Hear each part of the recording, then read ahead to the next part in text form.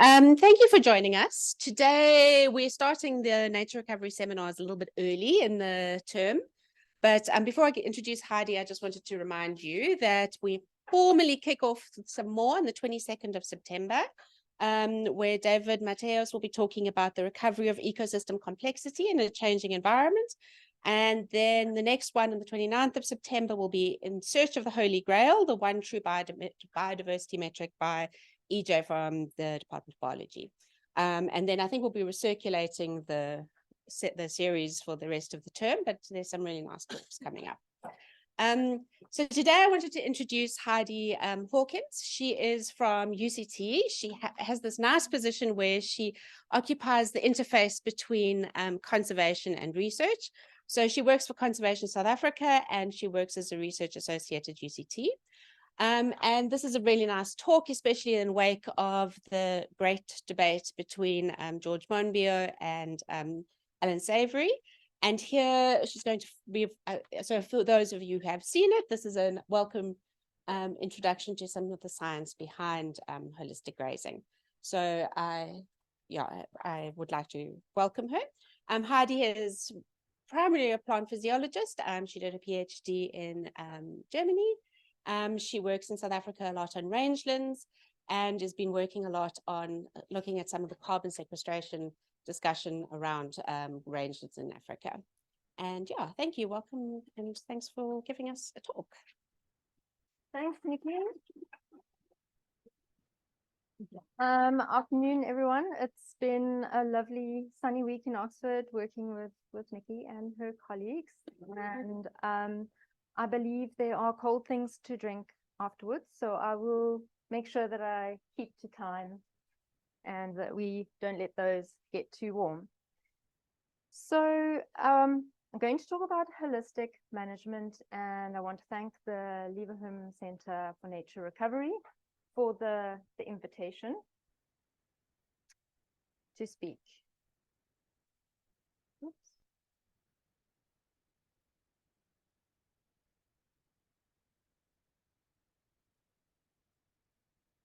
Right. Okay. And of course, this is the collaboration with a number of colleagues and also students over the last couple of years. So let's start with the question, what is holistic management? And if you go to their website, they say this: it's about managing complexity. And indeed, if you look at this diagram, you will see that they talk about checking what your context is, and then having some sort of, they call it holistic context. But what they mean is setting yourself some sort of goal. And then you go through a process of planning what you want to do. Obviously, if it's livestock, then you would plan your grazing. You would plan what you're doing on the land. And also they have some nice financial planning tools, and also lately ecological monitoring tools. And then you use your monitoring to feed back into what you're doing and your goals. So this is, of course, adaptive management.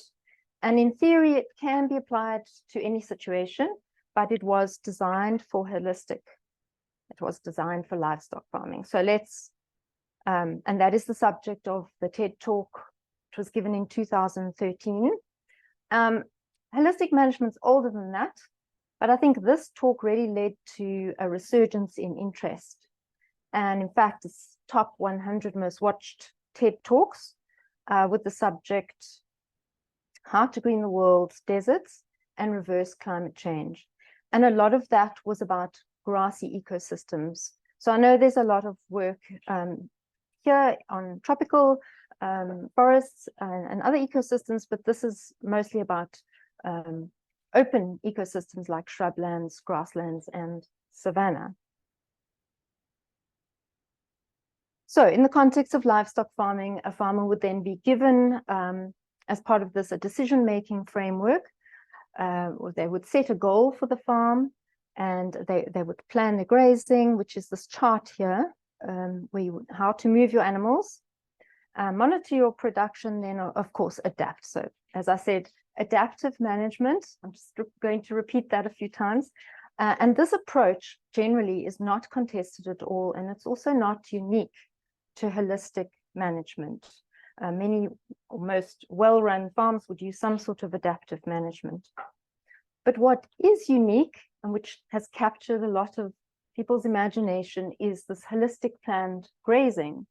And this advocates high livestock densities and also high stocking rates, not always, but often. And I'll explain the difference between those a bit later. But the idea is that where the animals graze, they may graze intensely, but then there's a long recovery period, like on this farm here. And the idea is that they're mimicking what wildlife did in the past, where they would be migrating somewhere, would be quite bunched, or they might be bunched for other reasons, like there's predators around. So just to give you some other context of grazing patterns, and I'm talking about extensive, not intensive feedlot systems, obviously. At the simplest level, you've got unplanned grazing where animals and land is not managed. This can be quite common in rural, poor communities where people feel they don't have much choice, and then animals are just grazing continuously, and there may be too high stocking rates, and there may be overgrazing. And you get a whole lot of different types of planned grazing. Usually, well, they will always involve some sort of deferment. So that means that you set your animal, you move your animal so that plants can recover. A very simple and common approach is with two camps. It's called split ranch in the US, or season-long grazing. It's also very common practice in South Africa in communal and private rangelands. And then you get rotational grazing proper. So this is with at least 3 or more camps, and one of them might be used for fire if fire is important in that ecosystem to regenerate nutrients in the soil. Pyrrhic herbivory is where you do patch burning. Often here, the goal, the aim is to have a diversity of habitats with long and short grass to provide habitat for different types of animals, as well as your livestock. So like ground nesting birds, for instance, in long grass.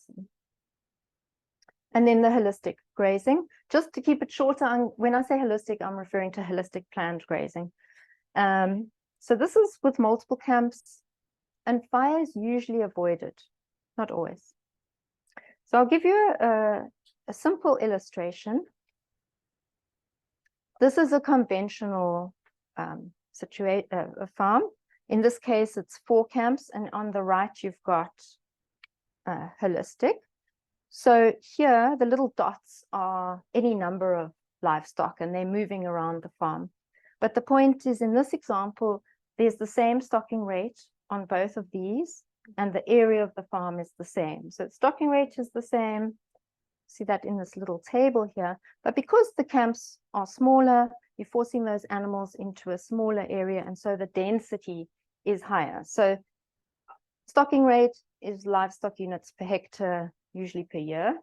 Stock density is livestock units per hectare per camp. And the idea with this is that, you know, in this case, on the left, the animals are free to graze whatever they want. Here, they kind of got less choice. And the thinking is that they'll have less selective grazing.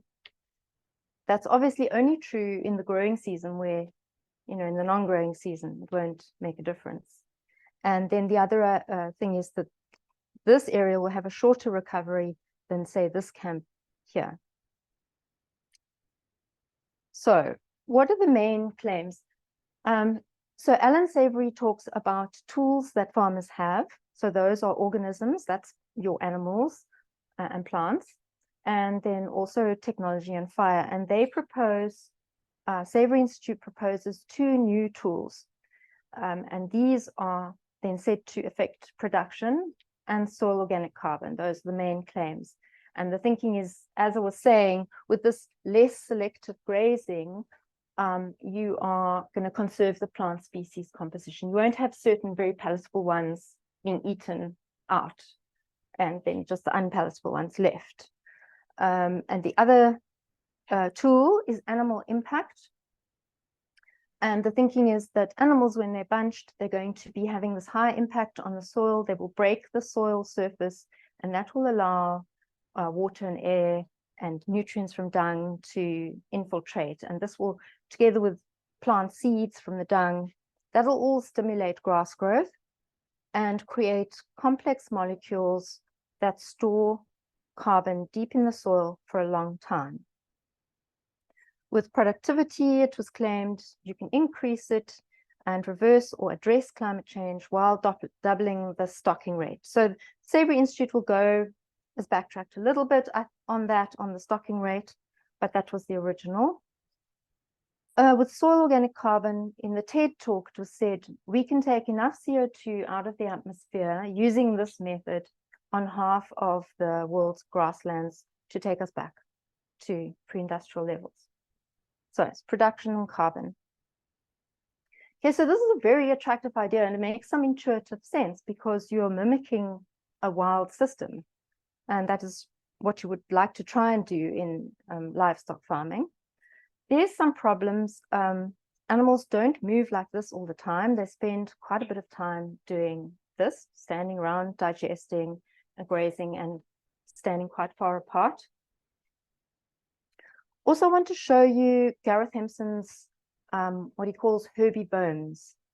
So these are areas, reconstruction of the main herbivore forms in Africa about 1,000 years ago, so before extirpation of wildlife. And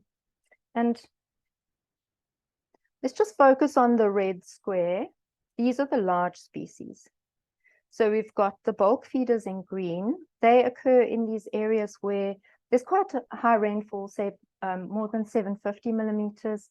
And so the soils become quite leached, relatively low nutrient, and you often need fire to regenerate nutrients there. And then in blue, this is the high variety and abundance of large species. So this is more moderate rainfall, where you've got higher nutrients in the soil, and these areas can support these large animals. And then you've got the more arid areas. But the point here is that not all areas in Africa and probably in the world evolved with these high densities of large herbivores. And the question is, should we be advocating this in all places at all times in the present? So I'm going to show you some iconic photos that the Savory Institute will often show as evidence. This is the Kruen's farm in South Africa. And it's often, well, what Jennifer Kruen says about this photo is that the area on the left is our property, managed holistically in South Africa. And on the right is our neighbor who has no grazing system at all. So this looks pretty convincing, but just keep in mind that phrase, who has no grazing system at all.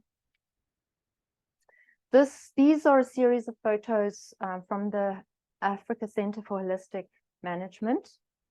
And you'll see that 2004, it was bare ground.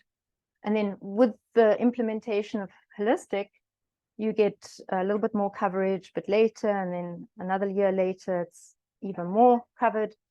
And eventually, a decade later, you've got deep-rooted perennials. So I've stood in this area, and I will say on that farm, it definitely looks like there's a layer of mulch there. It's quite impressive. So these repeat photos are really valuable to us as scientists.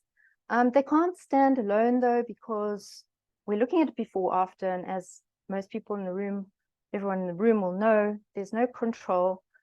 I can't expect a farmer to have control and tests for everything that he does. But if you have photos like this, then you have to consider that the impact you're seeing, say over here, it could be due to holistic, could be due to release of drought, could be a change in stocking rate. So what does the scientific evidence say? And also some of the criticism. So it's becoming a very popular method, and I think farmers often have success with it. And they understandably compare their farms, what they're seeing now with holistic, with a time in the past where there's been no planning or management. That is my take from meeting many farmers, and that is my opinion. But the point is, when you compare holistic with other planned adaptively managed grazing, then you see no impact of holistic. So you see no impact of this increased density, which is really what the story is about. So it's really how this method is different to other ones. So this comes from various trials. Some of them are quite small, agricultural type trials. They're not whole farm trials. And so they have been criticized for being too small, maybe not all of them taking into account adaptive management. And, maybe the benefits of holistic only emerge on these large farms. And this is a very good point, because farming is an incredibly complex process for a farmer with multiple decisions all the time. Hard to apply it really to a scientific trial. But this is what we are going to focus on for the rest of the talk. So in this study by Teague, they didn't mention what small means, but globally a 1 to 2 hectare threshold is generally seen as small. So we're going to stick with that. And I'm going to summarize some working farm scale studies where the key is that adaptive management was applied across all the grazing patterns, different ones. And also the few carbon and social studies that are available.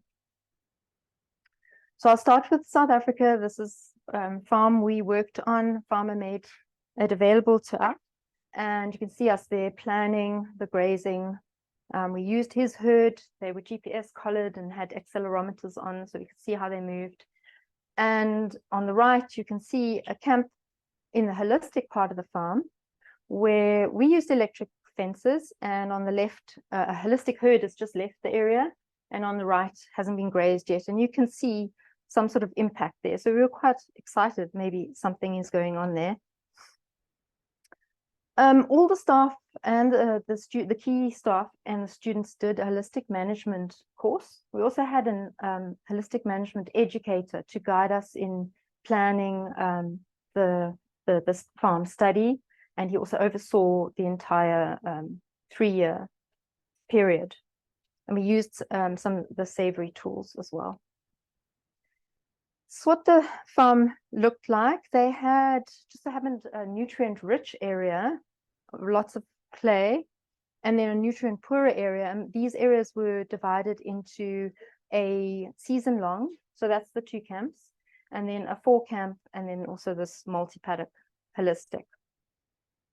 Now, recognizing this was just one site, and also we could only do it over a short time period, so we also did a national survey of 48 working farms, holistic farms, and their neighbors. So whatever their neighbors were doing.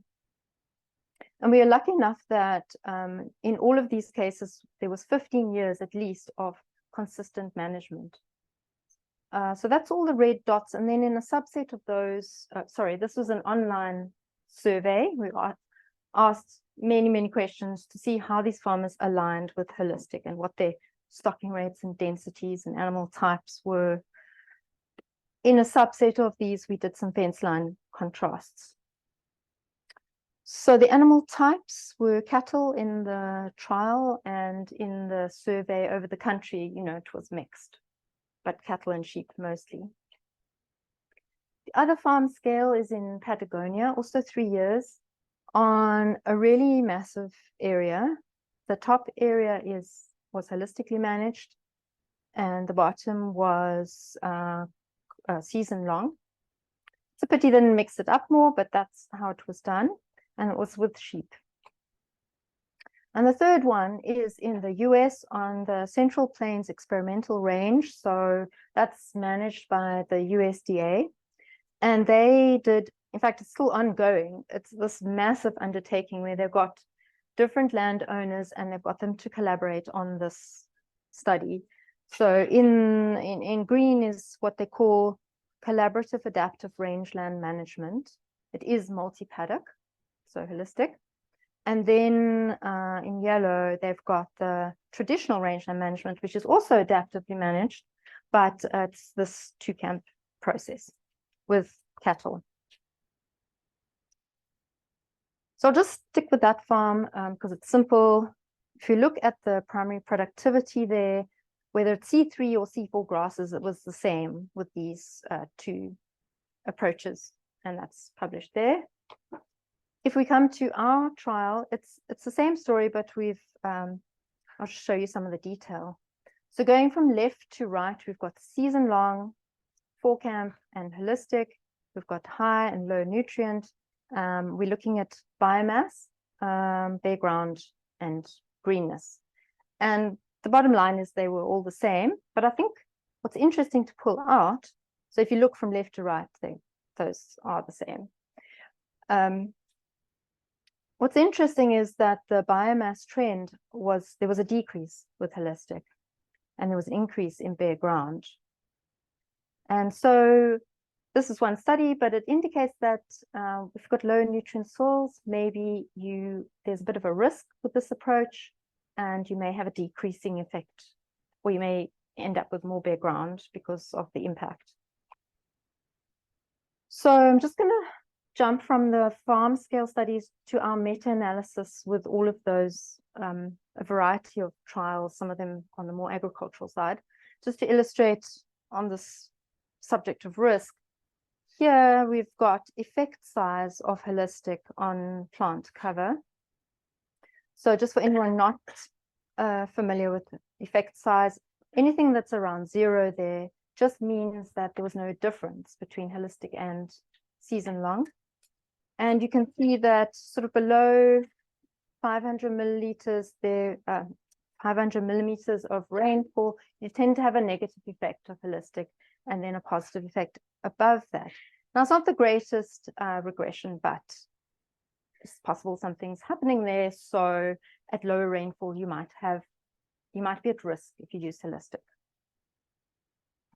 And then just while we're here, this is looking at effect size on plant production with all these other trials, and each block is a study, and you can see they sort of vary around that 0 effect line, but overall, and we have some exceptions, but overall we've got no effect. And it was similar for animal production. Okay, so we'll go back to the cross-country survey. Looking at plant production between the holistic farmers and their neighbors using hedges G, so that's also an effect size.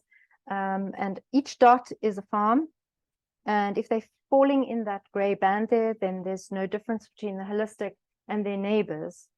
And we see that was mostly the case, but we do have a couple of cases where the farms had more bare ground on holistic, and less grass cover, and a few either side. And that was regardless of actually the grazing density or the stocking rate. In the Patagonian study, holistic is in black. Their continuous 2-camp is in gray, and it's a similar story. What's nice is, okay, they've got no difference in vegetation cover, except with tussock cover, they've got higher or low, it's lower tussock cover with holistic, and no differences in species richness. They did some nutrient cycling indicators and infiltration indicators, and saw no difference. Okay, so that was all plant production, a lot of no differences. Let's look at animal production. So on the South Africa trial, I've just got NDVI there for reference, so you can see the growing season. Okay, growing season up there. And then we've got animal weight gain over here, and we've got time. And these are the different herds. So there were 3 herds because it was a commercial farm. After the first year, this herd was unfortunately sent off to be sold, and then same with the second and third lot. Generally, if you look at that, you see very little difference. In the first year, we did think something might be happening with the holistic herd. They dropped some weight as you got towards the end of the growing season. But then when the grass came back, they just picked up and caught up. And it was the same story for the US trial over their 5 years. With holistic is in black and the two camps in gray. Animal weight gain.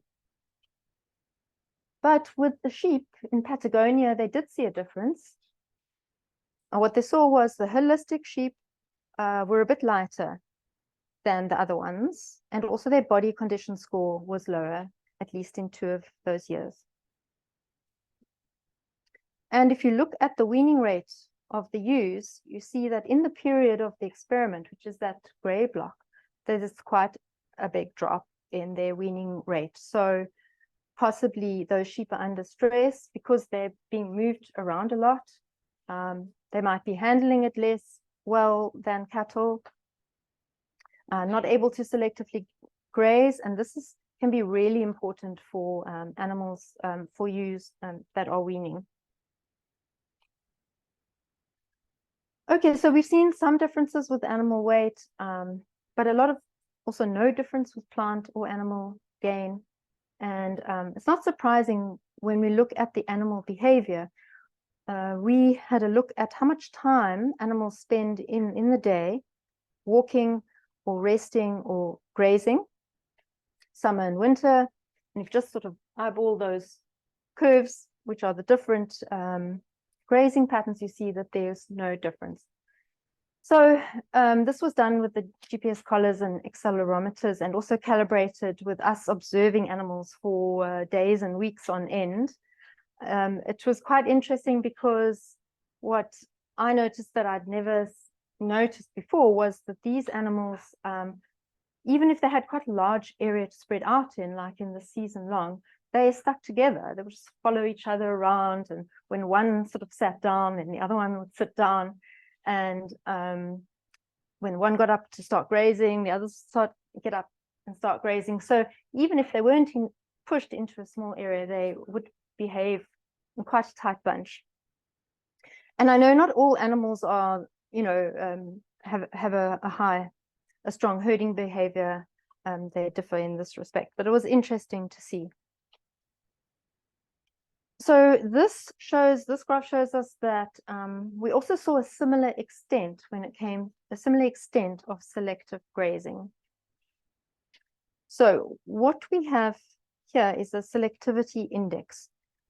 Each of these dots is a species, and to keep it simple, those that are on the left there, those are less palatable, and the ones on the right are more palatable.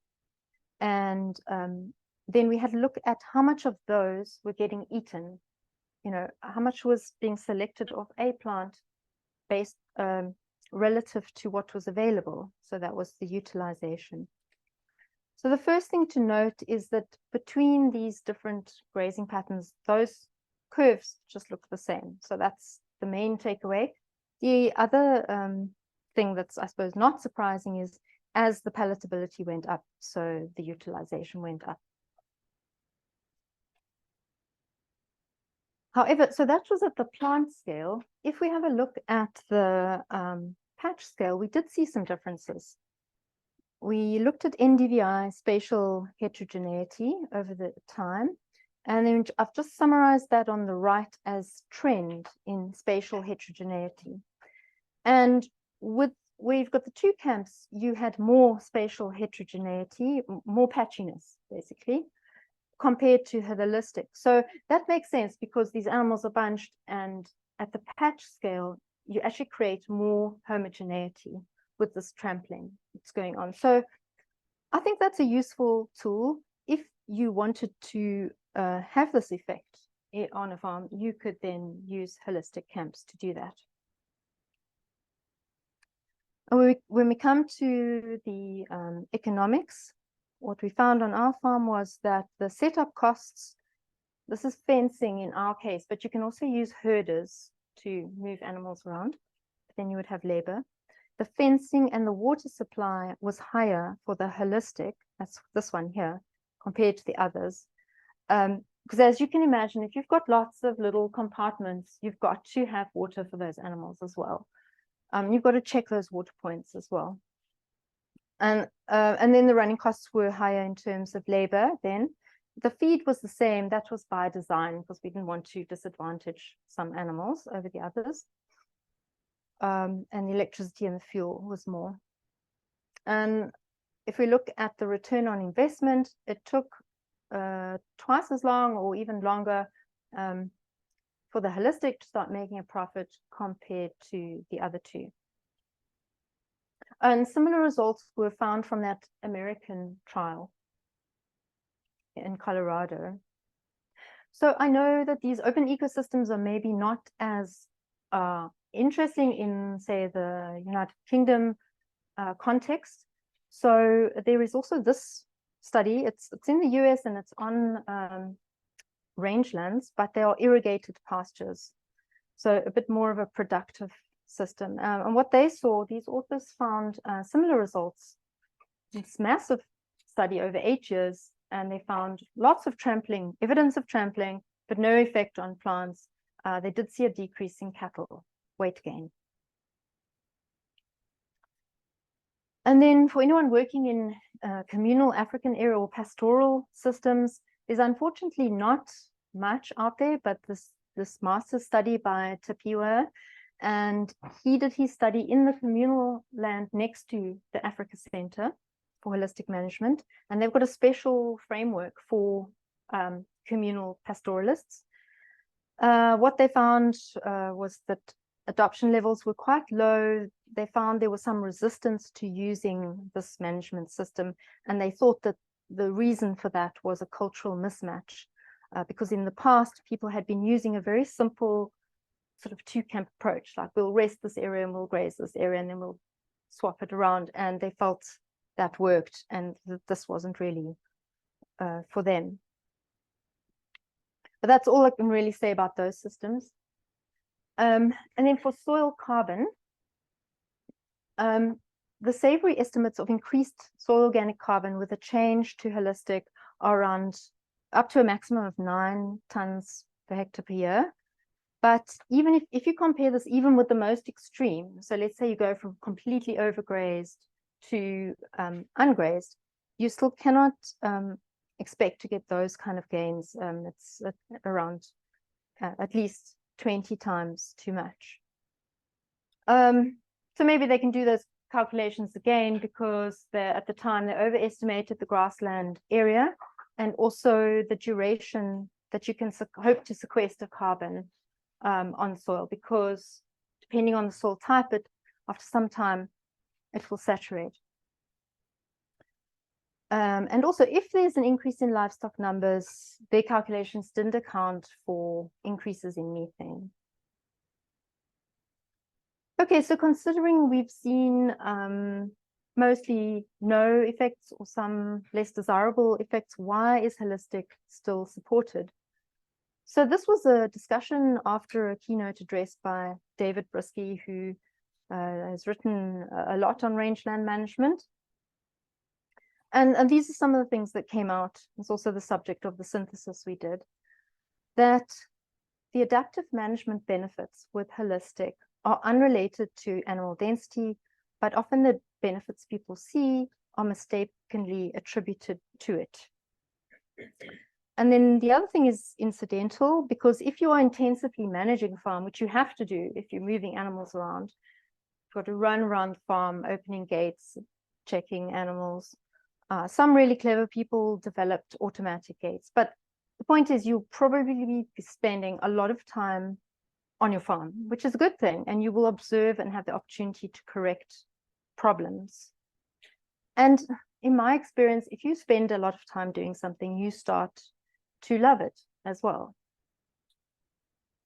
And then more hard sciencey is the social studies, where they found that support agency and stewardship is provided by this holistic framework. Farmers may often have to take really complex decisions, and the holistic framework supports them in this. And so it leads to groups of people with social cohesion. They learn and support each other, learn from each other, and it increases their sense of having control over their lives. So I'm not a social scientist, but that is what the social studies have said. Also, I think we should remember that a lot of money and marketing has been put into holistic management via the hubs. I don't see any reason why, increased stewardship and some marketing of good approaches can't be applied to our other more traditional grazing approaches. So this is a synthesis diagram for our synthesis study, and I think that considering the time, I'm going to just talk about stocking rate, because we have been discussing the effects of grazing density. What is very clear from a variety of studies is that if you increase the stocking rate, you will generally decrease the plant or animal productivity. And also you don't have very much effect on patch scale heterogeneity, but you may increase woody plant encroachment.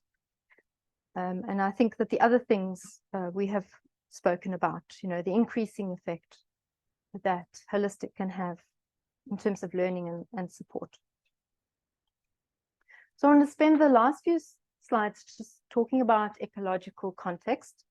These systems evolved with wildlife, and if we have a look at this study by sitters, they found that the soil carbon with no animals on it was around about here.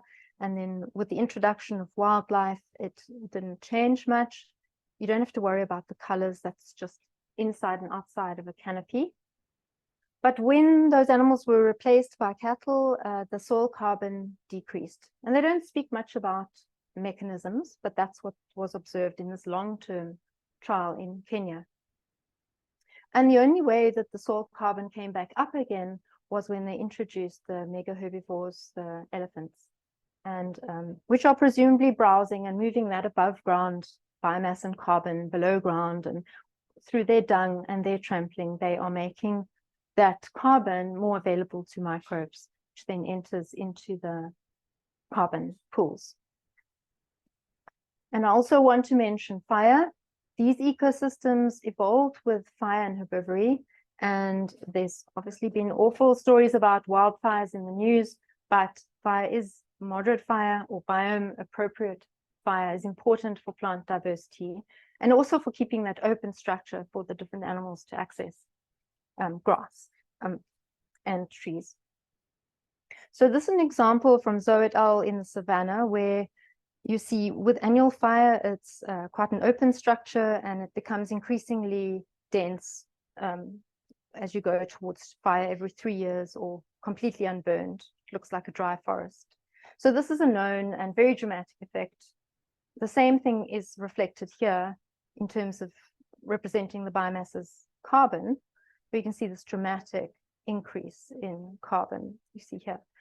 But the effect on the below ground carbon storage is less, particularly on the soil organic carbon.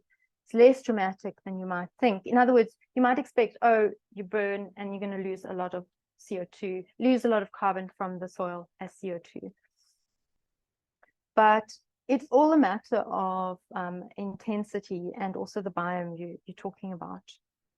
So in grasslands, it's even more dramatic. This is from a study we did recently, where moderate fire actually maintained soil carbon was maintained and actually maintained persistent forms of soil organic carbon. So if you just have a look at this one here, there's no disturbance.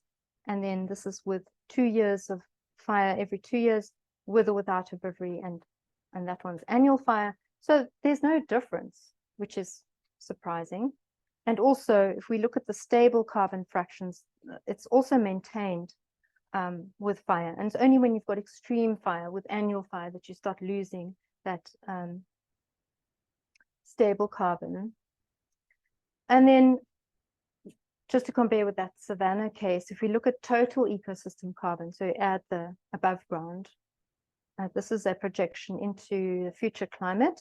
We see that with no fire, it goes along up here, total ecosystem carbon. And then with fire every 2 years, it's not far below that. So the total ecosystem carbon's also maintained So what do we think matters in managing grassy ecosystems? It's this, consider the ecological context. There's a lot of talk of fire suppression in carbon offset projects, and this is misplaced for these fire-dependent biomes. Adaptive management is very important. The stocking rate must align with the carrying capacity. That's inescapable. And then farmers can manage their stock type. They can look at climate-adapted breedings and rewilding, or change their herd structure to younger herds to reduce their emissions regarding climate mitigation. And then it looks like the grazing pattern is less important. Holistic does have some applications as a tool, for instance, that homogeneity, but is less cost effective than other approaches, and does not, or it negatively affects production. But I think that we can learn from the supportive environment that holistic provides to farmers and apply this to more traditional and proven methods without the holistic management rhetoric. So I'll leave it there. Thank you.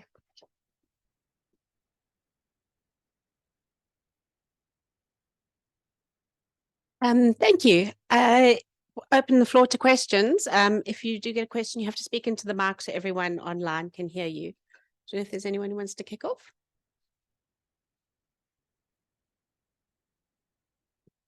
Thank you very much. Can I ask you a question, please, about the fertilizer use within these experiments?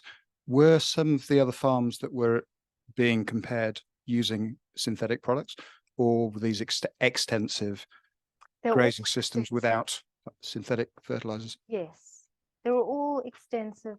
I think all farmers may supplement their animals with feed, fodder at certain times of year, but they were all extensive.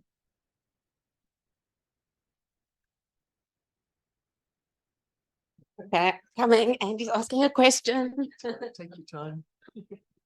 Hi, thank you. One of the missing parts, so you talked about, there's a lot of focus here on soil carbon, and as you've shown, there wasn't really any differences between the holistic management and other similar adaptive systems. In the wider debate, a lot of it is about the greenhouse gas emissions generally, including carbon. Presumably they would be similar between these alternatives as well, or did you look at that at all, or consider that big part of the... So unfortunately, there are not enough studies on those claims around soil organic carbon or greenhouse gases. There's been quite a few calculations, which is what I showed there. We had someone looking at soil carbon, but unfortunately that student couldn't complete that work. We would expect, in terms of greenhouse gases, for there to be no difference as well, as long as the stocking rates were the same and the animal types were the same.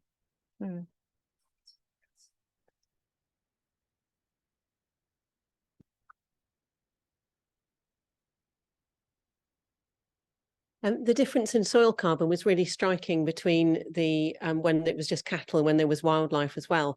And I wondered how usual or unusual it would be to find that situation with wildlife and cattle mixed together. How usual would it be to have the mixed? Yeah, is that a usual situation, or does it not happen? There are certainly areas in Southern Africa where there's mixed management of wildlife and livestock, and in those cases herding at the moment is there's a bringing herding back to enable or to reduce human wildlife conflict between wildlife and livestock. And in a lot of those systems, whether the people are actively managing the wildlife or not, they are there. So yes, they often occupy the same areas, like in this picture. For instance, in Kenya, there aren't always fences between the communal grazing areas and the park, national park.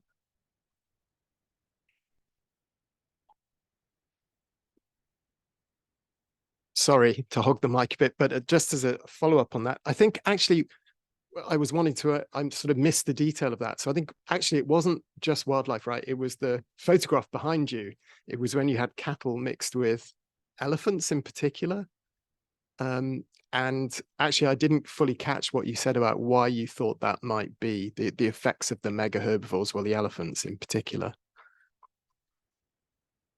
So this photo here. Yeah, exactly. Yeah. It's the one on the right-hand So side, right? Oh, yeah, sorry, it's elephants. Yeah, it's exactly. just elephants in, well, it's just wildlife in that picture. That's just an No, but looking at illustration. your graph, Mm, you've got cattle in the middle, right? yes. On their own. Then you've got wildlife and cattle. Yes. And then but it's the difference with then moving to that one, as you say, is the addition of the elephants, and it's that one that makes the difference. That It's the was mega what they found herbivores. in this. So this is a long-term research trial in Kenya, where they controlled that. And I Yes, think you so did that's speculate a bit about why they think that might have happened, but I missed the detail actually. If you could right. repeat. Yes. So this is a lot more work needs to be done. This is something that many people are interested in at the moment, including Nikki and I. But in this paper, they don't speculate much. But the thinking is that these animals are not only grazers eating grass, but they are also browsers, depending on what's available. So in a system where there are no browsers, especially these big browsers that not only eat woody material, they also knock it over and create, they move that carbon that would otherwise just sit above ground. In this photo, well, I'm not going to go back now or forward there. In this photo, all without some sort of browser, without some sort of disturbance by a large animal, that carbon would remain above ground. And with these animals, the idea is that they cause this disturbance, and there is a cycling of that carbon now becomes available, and then through their digestive processes and dung, it's entering into the soil carbon pool. But then I guess that means, if I've understood you, then that means that actually, although the elephants increase the soil carbon pull back up, actually there's a sort of a missing box, which is the carbon in the trees. Right. So that's what they've done in this study. They've looked above and below ground. So they don't have, in this is about fire.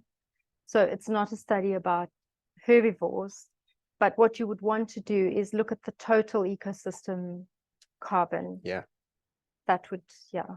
And in that case, if you considered the carbon in the soil and the trees, it may actually be the same. It might be the same. Yeah. Okay. Yes. And then your decision, say you wanted to say that was part of a carbon offset project, then, and you found that it was actually the same, then the question might be, well, why have wildlife there?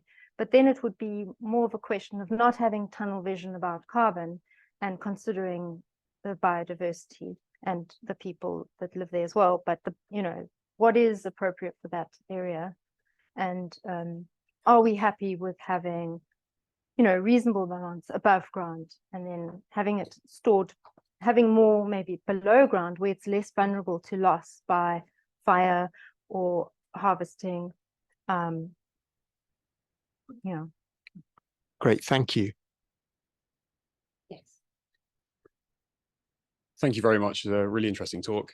I know we've talked a lot about soil carbon, but is there any suggestions around what happens to other soil properties in holistic grazing? Perhaps maybe more compaction, changes to bulk density, water infiltration, etc.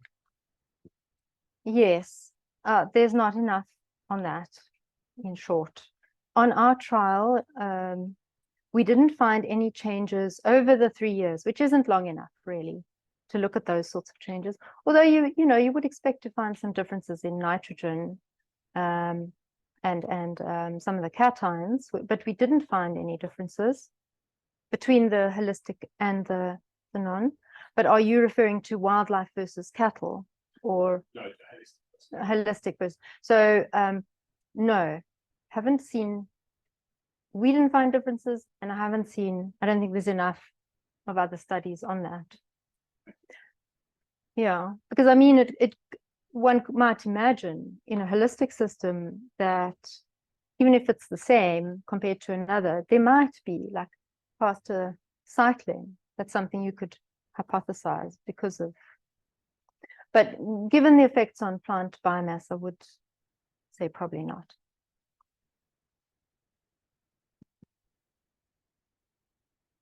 Thanks for your talk. I was thinking about the social context of this and the title, which is about the persistence of a belief in the science in spite of the evidence, and whether we need to think about this in the wider context of the spotlight that's been cast on livestock over the last 10, 15 years, and the particular implication of livestock in climate change, and a different vision that's emerging of a future for tackling climate change, which takes livestock out of the system. And I guess this is what captured the debate between Monbiot and others. And there's a very useful rebranding possibility here in which cows become the savior of the climate, rather than a story which is about reducing the role of cattle in future landscape management. And so it's a social question rather than an ecological question, but whether we need to think more broadly about the storytelling exercises that go around the science that mean that strategically it's useful for people to continue to follow that movement, even if the evidence isn't there. Yes, I think the social element is very important because cattle aren't going to disappear.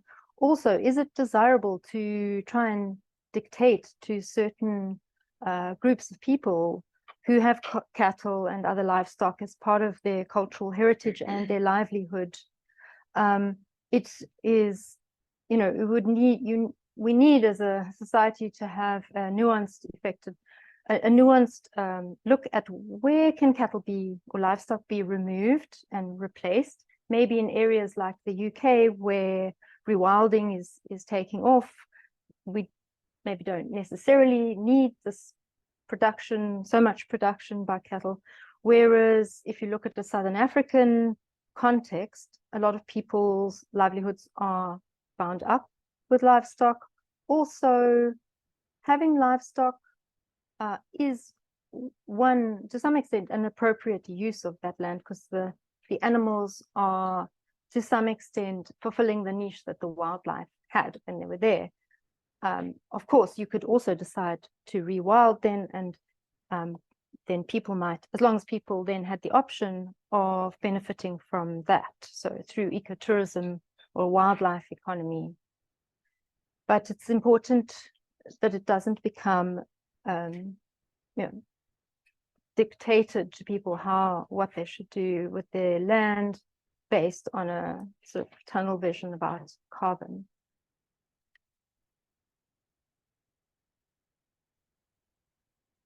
Thanks very much.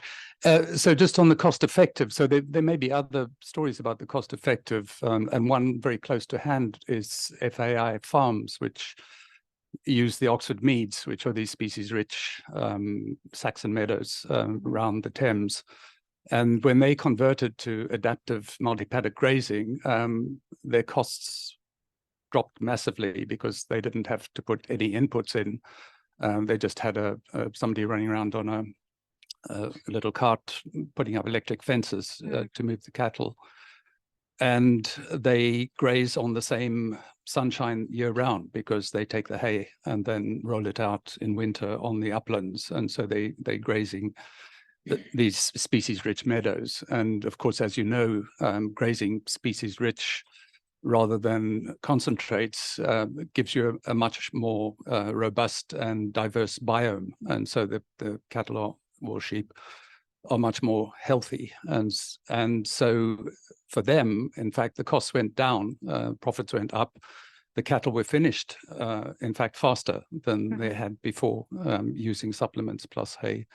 And so it's, and again, just to say that these particular meadows are fantastic sequesters and storers of carbon. And so Claire Lawson at the Open University is now doing a study on the ancient meadows plus the meadows under restoration. And what she finds in the ancient meadows is that in the top 15 centimeters, they're storing over 100 tons per hectare, and it stays there, unlike your trees or savanna there, which if it burns, the CO2 is back in the atmosphere. But in these meadows, which are never plowed and have had essentially the same management for over 1,000 years, the carbon stays there. And so these are another kind of management where you have, of course, all the advantages of the adaptive grazing, which is how they've been grazed forever, and massive ecosystem benefits beyond simply the agricultural ones, of course. So did I understand, previous to having that mob grazing, what were the animals there? They just weren't being moved in the same way? So they weren't being moved, and they were also getting a lot of supplements. And okay. When they had sheep on, the sheep were getting more disease because they were sort of staying on the same patch, and you weren't